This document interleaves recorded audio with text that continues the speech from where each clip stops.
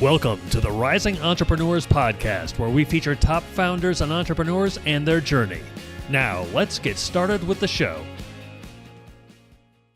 All right, welcome everyone. John Corcoran here. I'm the host of this show. Check out some of our past interviews. We've got some great episodes with smart CEOs, founders, and entrepreneurs of all kinds of companies, ranging from Netflix to Kinko's, YPO, EO, Activation Blizzard, Lending Tree, and many more. I'm also the co-founder of Rise 25, where we help connect B2B business owners to their ideal prospects. And this episode is brought to you by Rise 25, where we help B2B businesses to give and connect to their Dream 100 relationships and partnerships by helping them to run their podcast so that it generates a referral pipeline and ROI. And this episode is part of our Global Leadership Conference series.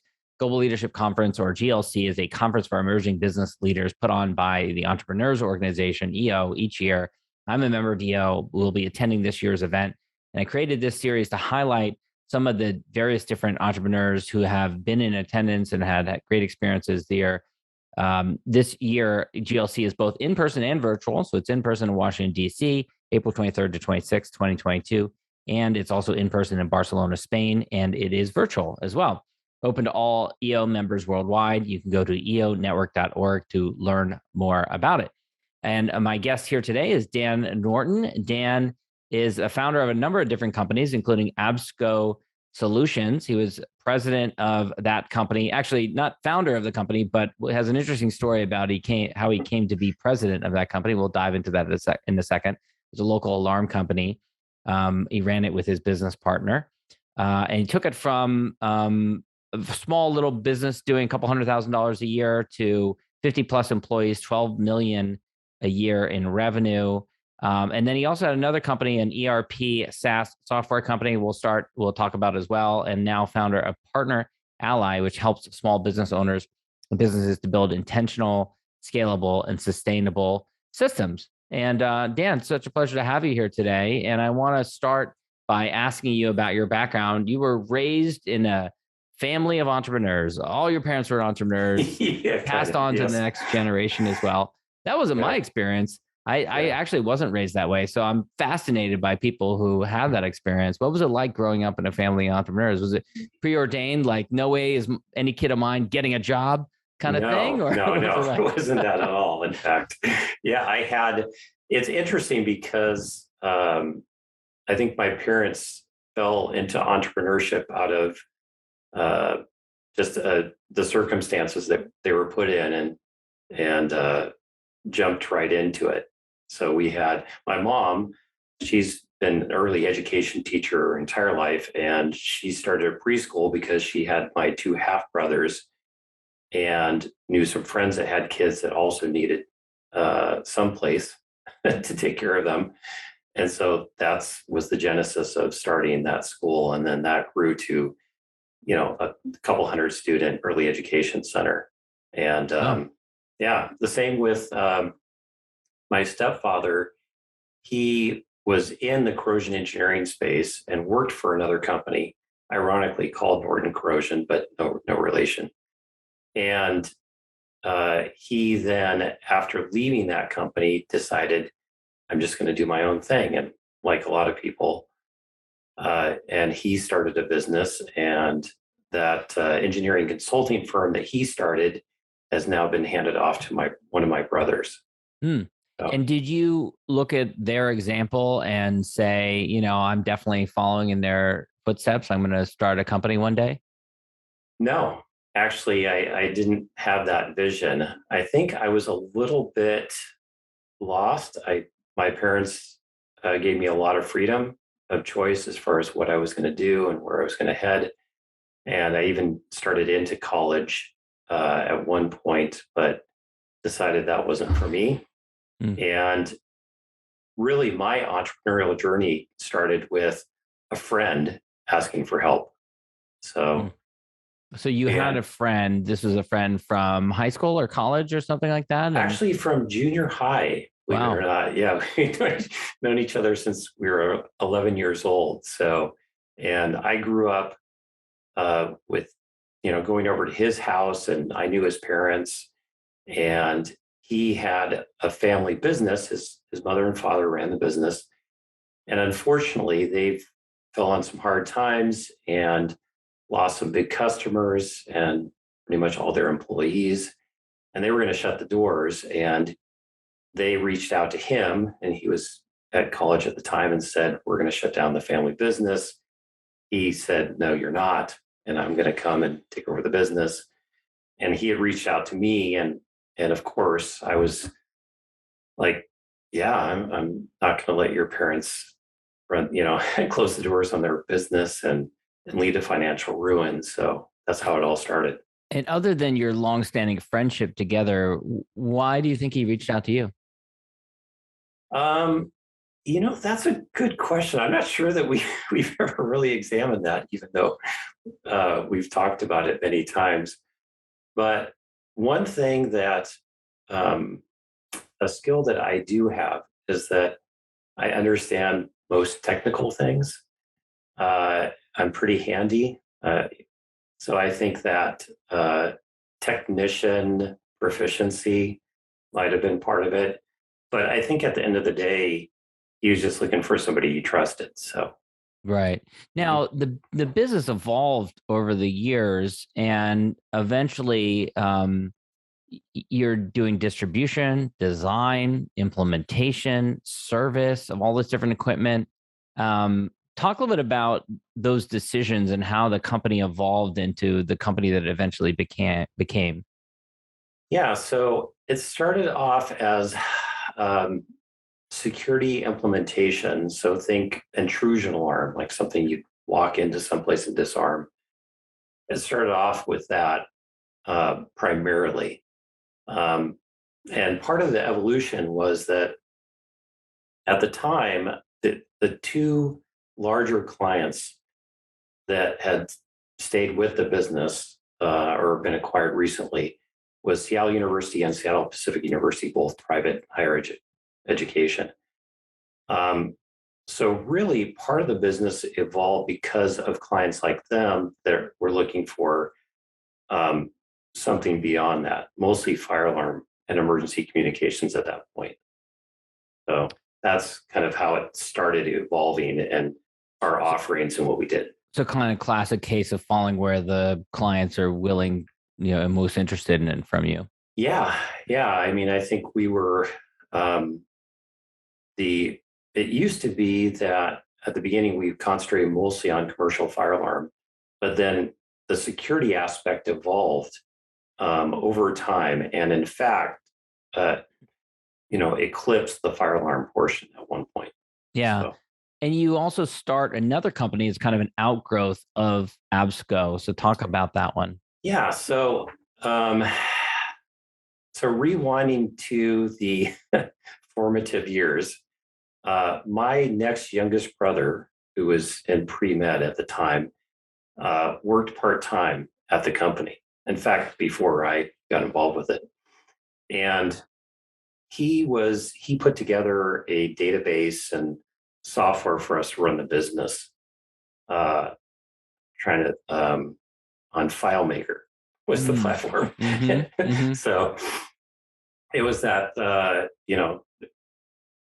this was over 30 years ago. So this was just like a couple of Mac computers linked together. Yeah. And so anyway, that's what we ran the business on for many years, but it was clear that we needed something beyond that. And so we engaged a software developer to put together the system that we use, to this day. And once that kind of got off the ground and we saw how helpful it was and that really there wasn't anything like that out there for specialty contractors at the time. That's why we created it. And the more that we talked to other specialty contractors, the more it cemented that we needed to roll this out as a product on its own. Yeah. And there's a challenge to that, of course, right? Lack of focus, staying within your lane versus pursuing other opportunities. Yeah. What was that calculus like for you as you're trying to determine, do we pursue this opportunity or do we focus on what we're doing? Yeah. So at some point and early on, um, I think my then business partner I think he had the vision that we could, this could be a great business for us. And I think that you're right, that focus aspect, we, for better or for worse, we evolved that software platform very slowly over time. It was more of an organic growth to it. And so we were able to essentially fund that company through Absco. However, in 2008, we were going to kind of launch it out on its own. And of course, because of the economy, that ended up being poor timing. So we took a step back from that. And once the, fast forward to maybe 4 or 5 years ago, we started looking at that again, as far as breaking out the company. But we did have some other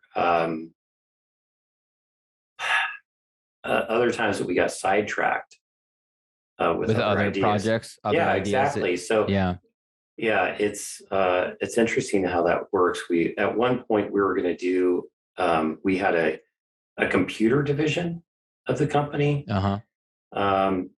and that was just like an opportunity that came up, and we started getting into it and realized like a computer security division. No, it's actually selling like desktop and server computers. So you're selling local alarm distribution and also computers. Yeah. So this is something we tacked on because we were, that's the way the industry was going. Is you put, these systems on. Oh, computer, got right? it. Because it could become computerized, right? And, okay.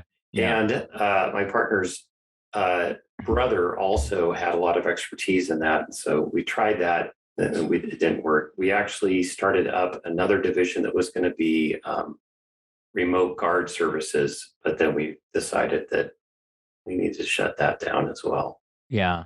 So there were a couple other side projects, some of which took off, some of which didn't. As you reflect back, and you've since exited the company, you sold your interest in the company. But as you think back over the years of running the company, what are a couple of the key things that you would credit to the reason why it was able to go from when you first joined the company and it was a couple $100,000 in revenue to 12 million, 50 plus employees? What are a couple of things you would point to as reasons why it did well? I think there was a couple of things that stand out to me. One is that we were quick to look outside of ourselves. So we often engaged people that had a lot more industry experience than we did. We had management consultants that we brought in, one in particular that helped kind of form our management team process. So I think that's one thing, is to realize that you don't know everything. And in addition to that, the way that we ran the company was as if we were much larger than we were at the time. So we were trying to run the company as that target size company that we were trying to grow to, instead of being mired in what we had to do in that moment. And so that was one, just acting as if, kind of, was that what you, how you? Yeah, I think we had an outside board member that had commented to us that we ran the company as if it was much larger, multiple times larger than it was at the time. I think from a process and governance and just our approach to how we ran the company, I think that helped a great deal. And you had, I don't know if you're talking about a governing board or an advisory board, but I know you had an advisory board with the company. Talk a little bit about the impact that had for you.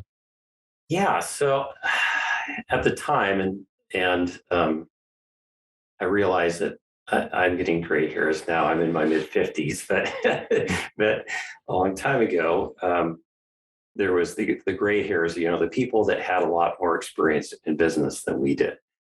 And a lot of these connections ultimately came through entrepreneur organizations. So I will credit the EO and my partner's involvement in that for those connections. But we were able to pull together like an advisory board of people that had a lot of experience to help us with our strategic planning.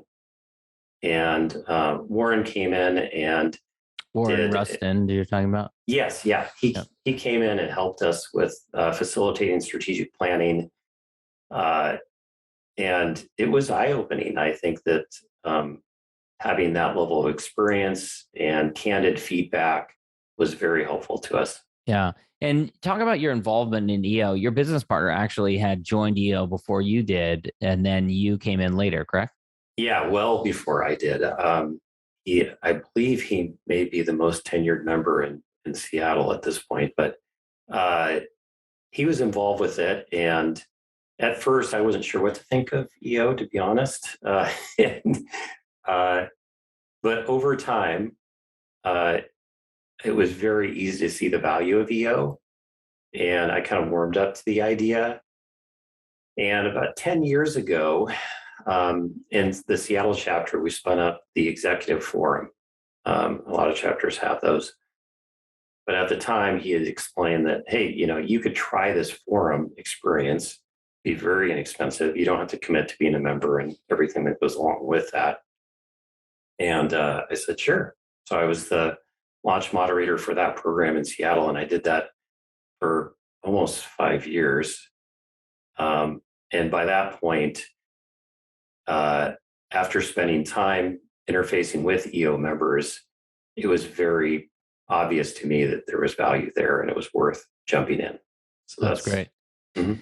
And then once you became a full EO member, I want to circle it back to GLC Global Leadership Conference. So you attended a couple of them, one, I believe, in Macau, one in Toronto. What was your experience like attending the Global Leadership Conference? I'd say that there was, now both of these were an opportunity to meet people from all over the world, from chapters, which was tremendous. It's very similar. I've only been to 3 global universities, but there was definitely some parallels there. There was an opportunity to meet people from all over the world and talk to the global leadership. So there was all of that. But in addition to that, I was fairly new to EO. This is like my second year in EO. And so it gave me some insight into how EO works. Sometimes as a new member here, it's a little bit unclear.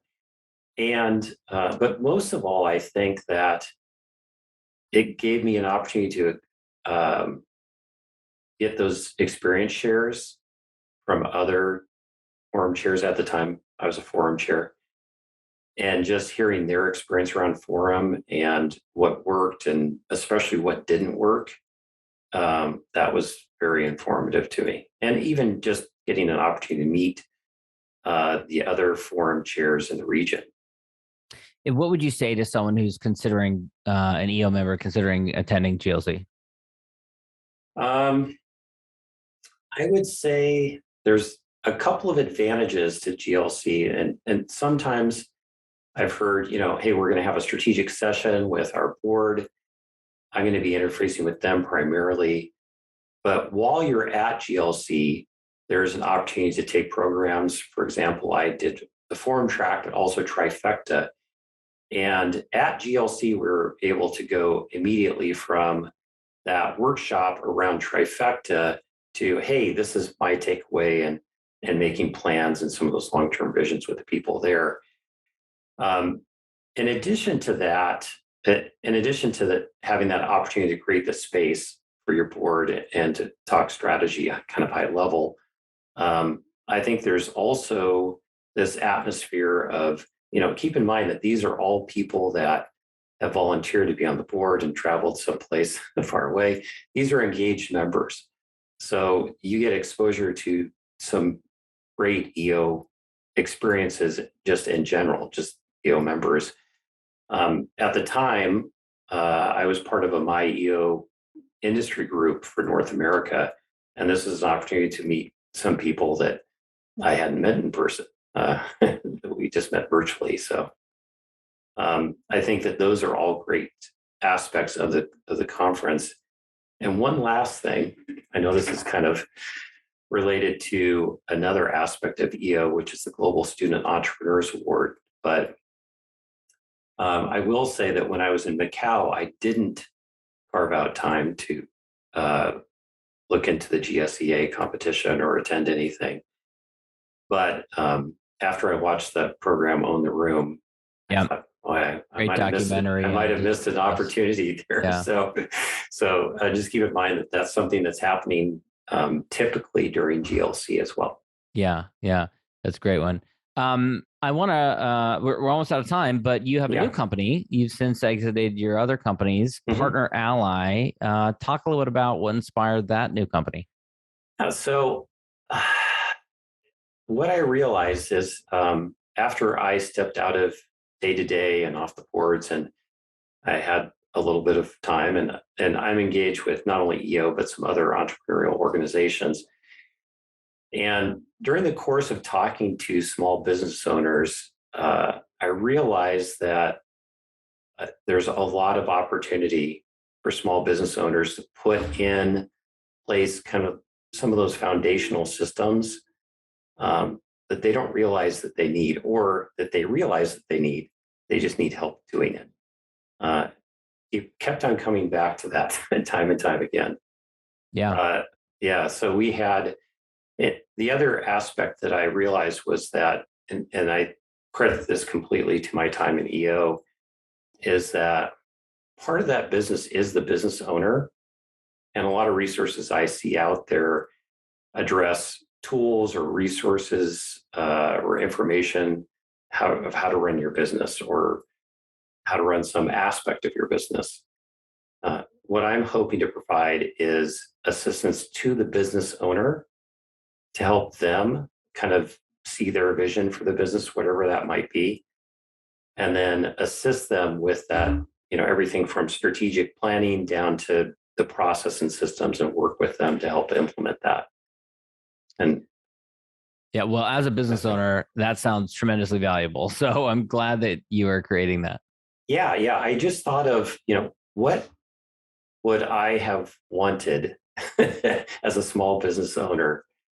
And I'm trying to put that in place. Ultimately, hopefully it leads to some additional education pieces or tools, but that'll come over time once I have a better feel for what people need out there. That's great. Dan, where can people go to learn more about Partner Ally or connect with you? If you go to the website, which is partner-ally.com, that website will give you some information there. Or you can always reach out to me. My personal email is dan@dj-norton.com, or you can reach out to me at dan@partner-ally.com. Great. Dan, thanks so much. Yeah, thank you very much for having me. Thanks for listening to the Rising Entrepreneurs Podcast. This episode is powered by Rise 25. Please subscribe and check out future episodes.